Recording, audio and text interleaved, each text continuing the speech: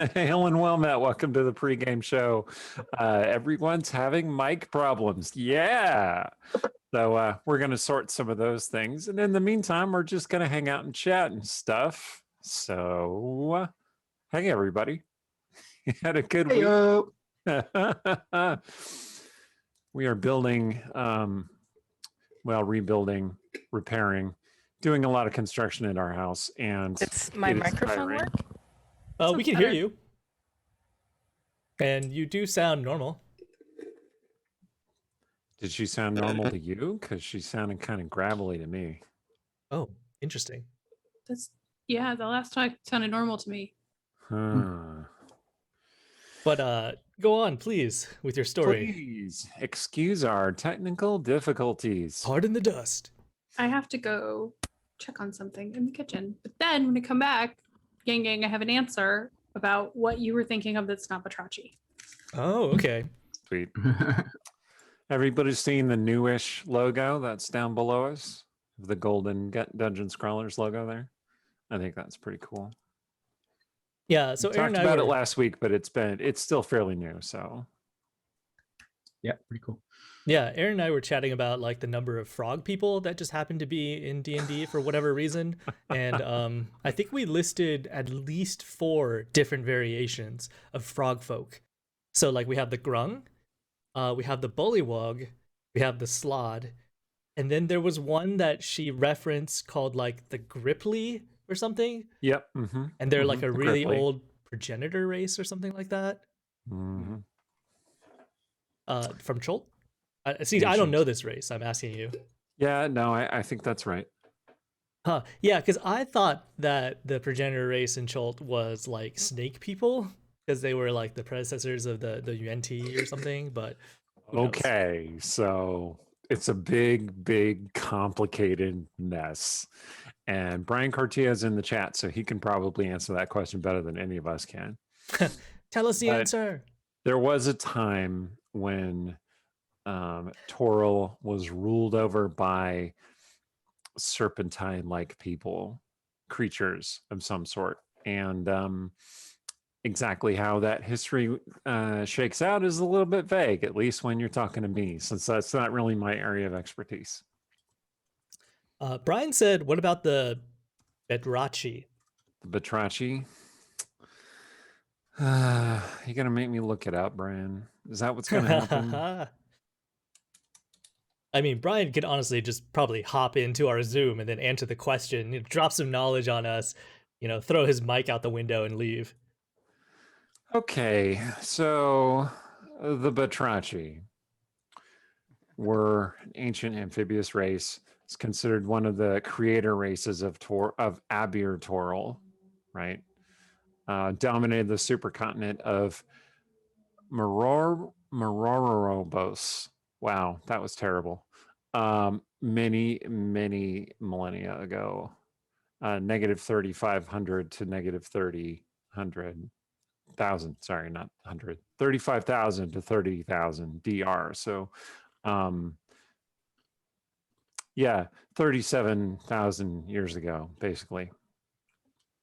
And they came into conflict with the Titans and unleashed primordial beings to fight the gods, and it's a big, huge thing. So does this mean that like the frog people are like the original peoples of the world? No. It means that they are an original people of the world. The Batrachi, as Brian assures us in the chat, are the amphibioid creator race. The serpentine creator race are the Saruk, which are a different species of creature. So frogs versus snakes. Okay, interesting. I wonder if they share a common ancestor somewhere. I mean, I know D&D is not like a physics simulator. It's not supposed to have all the answers in like a neat bow. And hence the term, what up, Batrachi? So according to the wiki, which let me put out the caveat because the wiki is not terribly accurate all the time. And by all the time, I mean like most of the time. There are 5 legendary ancient races considered to be creator races. Well, 4 really. Okay. Sorry. There were the Saruk, the Batrachi, the Airi, who were the creators of the avian races, like the Oh, I Aarakocra, see you the and hadn't Kenku. answered without me. I get it. I was just vamping until you got back, Aaron. There were the We're- Fae rulers, and then there were primitive humans. We Oh, didn't primitive create humans. crap. They didn't create other races though, so they don't. Okay, Aaron. So we're talking about races. We're talking about creator races of the Forgotten Realms. And I pointed out that there were 5, with the help of Cortillo in the chat, obviously. Hi, Brian. There are the Saruk, the reptilian or sauroid. Which is the one I think you were creator thinking race, of. right? There are the Batrachi, who are the amphibioid creator race, created bullywugs, Kuatoa doppelgangers, Oh, Kuatoa. and other amphibious Piscine shapeshifter races. What? Okay. And then there are the Aeri, the avian creator race. So like Aarakocra, Kenku, other avian creatures. And then the Fae rulers of the otherworldly realm of fairy created Chorids, pixies, sprites. And then there were humans, which were primitive, dwelling in caves using simple tools. So some sort of evolution still happened. So sure, I just want to point out that like how appropriate it is that humans elevated themselves to the status of creator race, even though when all these other creator races were like evolved and creating races, they were living in caves with sticks and flinging poop at each other. But yeah, that's pretty common for put themselves, elevated themselves to the same level as like, yeah, we're creator race. What did you create? Actually, a good question. Who decides what's a creator race? Who made this classification determination? Oh, clearly Good democratic question. vote. Sages. Clearly, yeah. Clearly human sages. Yeah. Yep, exactly. So Rumpus Imperator asks, does created mean evolved into or actually like literally created by another entity? I think in the Forgotten Realms, it means literally created by another entity. I think so. Specifically, gods, titans, and other primordial creatures. Different species of people, different races have different origin myths and stories about how the creation happened. Did Ed create all of those? I mean, sort of. Even Ao answers to someone, right? Daza asked whether Ed had created them. This started because we were playing in Steven's playtest game, and there was a little frog person, and we said, "Oh, it's a grung," which I don't know that Steven was intending to be a grung, but it was basically a tiny frog person, which led to talking about how many things in D&D and Forgotten Realms you can describe as frog person. It turns out there are a lot of frog people. Yeah. You have the grung, and you have the bullywugs, and you have the Gripply, and you have the Batrachi and the Slod. They're all kind of frog people. There's a lot of things on here that I don't know on the Batrachi list. Kuatoa. Ew, gross. Kuatoa, I feel like are fish people. Sort of. I feel like if we're going to draw a line and say frog person, fish person, Kuatoa are on the fish people line. Yeah. Have you heard of a Kopru? Sorry. Go ahead. This thing is ugly. Okay, I think you'll have to. Okay, maybe I'll have to show a picture. Let's see. Give me a link to what you're looking at, Aaron. Okay. But in the meantime, do you think all the frog people are actually like neutral or friendly with each other? Like they have like really big family reunions down in the pond? I feel like I had a conversation. I think it was a Champions of War thing where you're talking about Cholt and about what grung think about bullywugs. And I honestly don't recall. I felt like they should be friends, and I feel like somebody else was telling me they're not. It's like hobgoblins and goblins, like just because they have goblin in the name. Some really deep cuts in Champions lore, huh? Does this mic work? Just sorry to break Yeah, in. Yeah. we can hear you. We can hear you. Okay. Well, and is it at correct levels? Yeah, I think so. Sounds Okay. good to me. Yeah, I guess my old headset is defunct because it weren't working. So that was me madly scrabbling in like the box of random shit from when I had an office space. So, and these are deeply uncomfortable, but they work, so they'll do for tonight. My mom visited this past weekend and was telling me, I was asking her for her current inventory of pets. And she still has a couple of turtles that's been with her for years because they live like, 50 plus years, turtles. Mhm. But one of the turtles, she only has the two turtles because one, like, she tried to get a couple more and it bit half the face off of one of the other Oh, turtles. Lord. Oh boy! And and totally nature's maimed metal. this other turtle. Wow. And but then she like talks about it like it's such a sweet and cute turtle, and I'm like, yeah, it's It's a guard turtle. a lovely turtle. Yeah, exactly. It is a guard turtle. That's a turtle that you throw at intruders. Exactly. reach into your fur, you just hug it up and- While you were having this conversation, was the turtle sharpening its claws? Yeah. No. Well, it was she was visiting up here. It was back at her place. So Oh, But, Brian says thankfully- that there's another frog person, Brian says. They're called civs. I was just gonna type that as if I wasn't sure if we were still on Frog People, but my computer is so weird and slow right now. I haven't ever heard of those. I I've just never found heard of them clicking on what did the Batrachi create. They also created the Taco, who are Wait, the taco? the taco, I know. I'm like, they KO the sentient octopus people. Oh, okay. Oh. Disappointing Okay. taco. Okay. So, Like takoyaki taco. Yeah, yeah. Yes, the Kuutoa are often called fishmen or menfish because they basically look like walking fish. But this is important. They are warm-blooded and amphibious, unlike fish. Oh, interesting. Now I totally want to So have weird. like I totally want to encounter a taco stand though now. It's like you're like, oh, it's a taco stand with signs. It's 5 more miles to taco stand. 1 more mile to taco stand. You get there, you're all excited, and you're like, you step up to the counter and they're like, 5 tacos, please. They're like, ow. All these tentacles Terrifying come out, octopus grab you, person. pull you in. It's like a You know, There was this one game. I don't know if I've told people about this, but I was in this game one time where we had a fighter and a rogue who were like our murder team. Like they were really good at combat. And then we had a druid who was, took lots of shapes. So he really liked wild shape. He wasn't much of a fighter, but he liked turning into different animals and stuff. And we had a bag of holding. That was one of the few magic items that we really had. And the fighter and the rogue, we each had like a +1 rapier. So, and we were both chaotic good.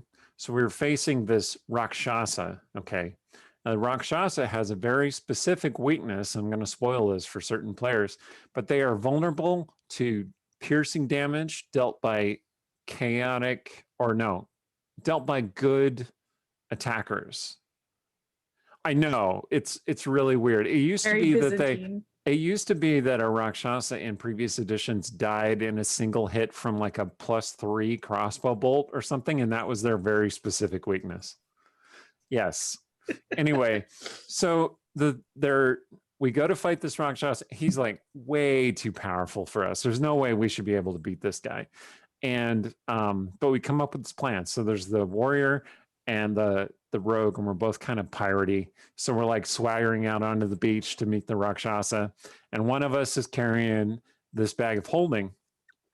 And he's like, have you come to accede to my demands? And we're like, nope. And we just open the bag of holding, and our druid, who is shapeshifted into a giant octopus, comes boiling out of the bag of holding and just grapples the Rakshasa. And then he's sitting on him on the beach, holding him in his tentacles.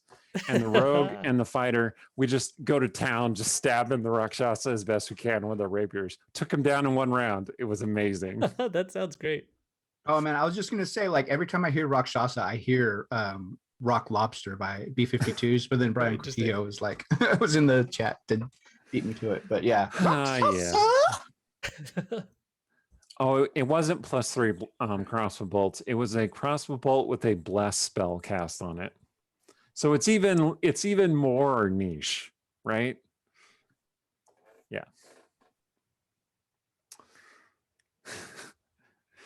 I want you to appreciate I Malachi muted the so I didn't Red. make the fork noise. Yeah. Malachi the Red pointed out, fight smarter, not harder. And I think that's a very good assessment of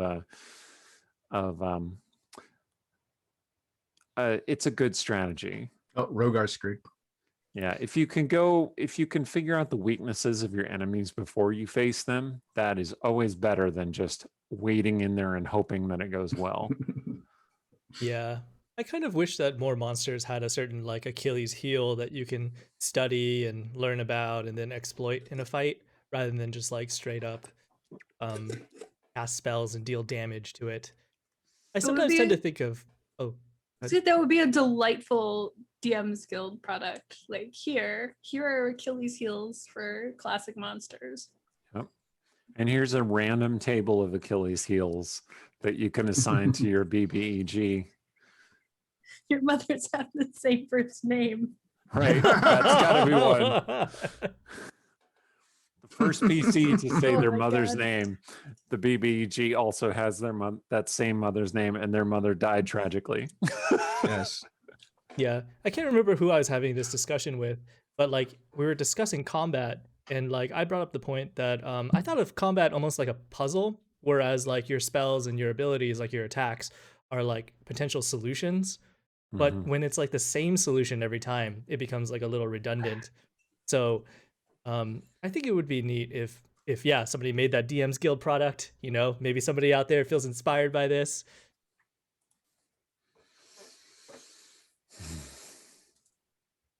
I'm gonna start typing up random Achilles heels right now. That's what I'm gonna do. I was homebrewing some monsters, and like I've approached them also kind of like puzzles. One of them I called a prismatic slime, which is just like a giant slime, but every 24 hours it can only be damaged once by each damage type. Mm. So you either have to like the players have to either figure that out and kill it in one blow, or basically like escape and then try again in 24 hours. I haven't actually like thrown that at anybody yet, but That's pretty cool. Did you just Interesting. spoil how this mystery ends? oh, I've got something else cooking. I would nickname that the Borg cube, but Yeah. because it rotates its vulnerabilities, adjusts.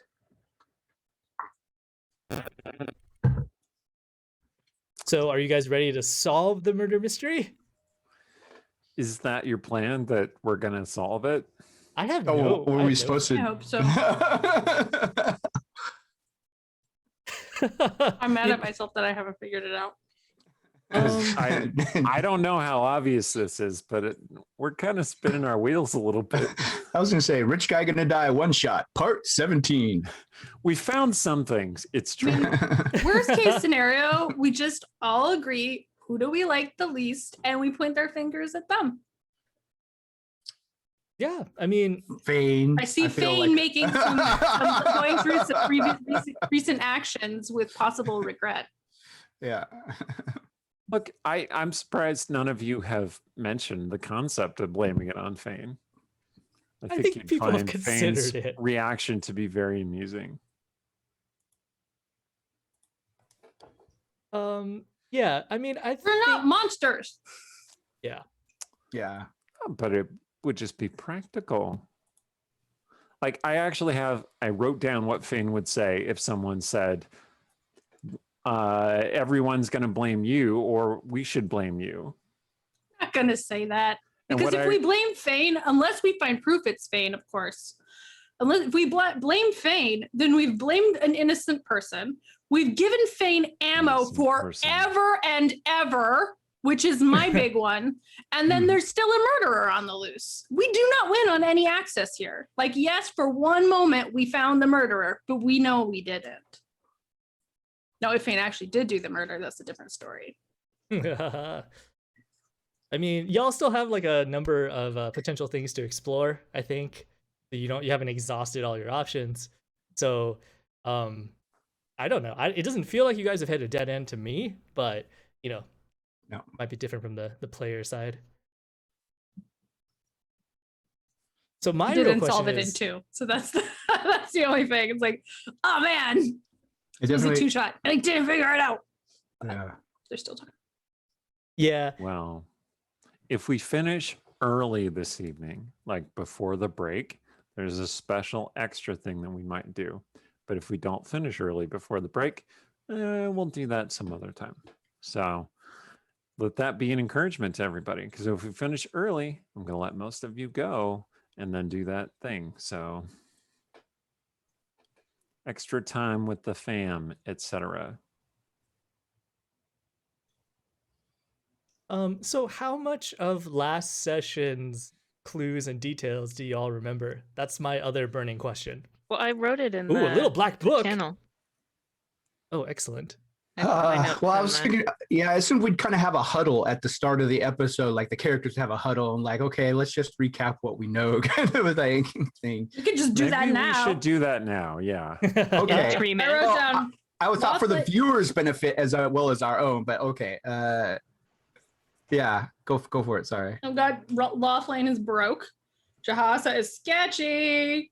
She's Yeah. specifically a Cormyrean spy master. She's Yep. paying Barashaw, who's a lusty chaos gremlin. There are magical trinkets, Laughlane's ring, Adariel's necklace. Elduane has something in his pocket, which is the sending stone that we have not found the pair to. Hmm. Something's going on there. Elduane is stepping out on Adariel. They don't want to frame it as they've worked for Lord Shalazar, but Mhm. she runs a mercenary company he has hired, but she's not his employee. He said, Lord Shalazar said that what happened when Jira attacked him, she yelled at me, but no words came out. We found the remnants of a scroll in the hallway behind the bookshelf. We found scrolls in Kieran's room. Also, it looked like he changed clothes quickly, which might just be part of his life or might be trying to hide something. Which feels like most of the clues are kind of, this could just be how they live their life, or it could be a sign they're a murderer. So I'm assuming we're gonna find something that will like lock things in or move things out. We followed the scent down the hallway, which led to Laughlane and Adariel and Elduane in the library talking, smelling like food. That's what I've got. I have also the thing I was going to say when I was going to try to use the sending stone. That took up some of my paper. Yeah, there was Awesome. so the Shaw dude, the Barshaw.